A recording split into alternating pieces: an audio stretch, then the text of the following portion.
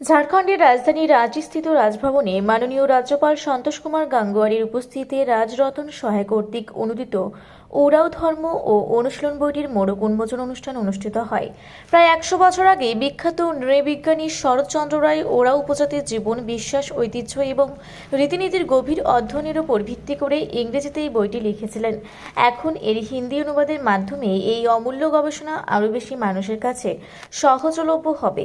এই বইটি কেবল ওরাও সম্প্রদায়ের সাংস্কৃতিক ঐতিহ্যকে নতুন প্রজন্মের কাছে পৌঁছে দেওয়ার জন্য একটি প্রশংসনীয় প্রচেষ্টা নয়, বরং আমাদের বৈচিত্র্যের মধ্যে লুকিয়ে থাকা গভীরতা এবং ঐক্যকেও তুলে ধরে।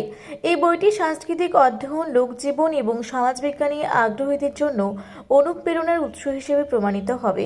এই অনুষ্ঠানে কেন্দ্রীয় প্রাক্তন মন্ত্রী অর্জুন মুন্ডা, প্রাক্তন মন্ত্রী এবং লোহরদাগার বিধায়ক রামেশ্বর ওরাও, প্রাক্তন মন্ত্রী এবং জামশেদপুর পশ্চিম বিধানসভার বিধায়ক সূর্য রায় এবং প্রাক্তন সাংসদ সুদর্শন ভগত সহ বেশ কয়েকজন বিশিষ্ট ব্যক্তিবর্গ অনুষ্ঠানে উপস্থিত ছিলেন।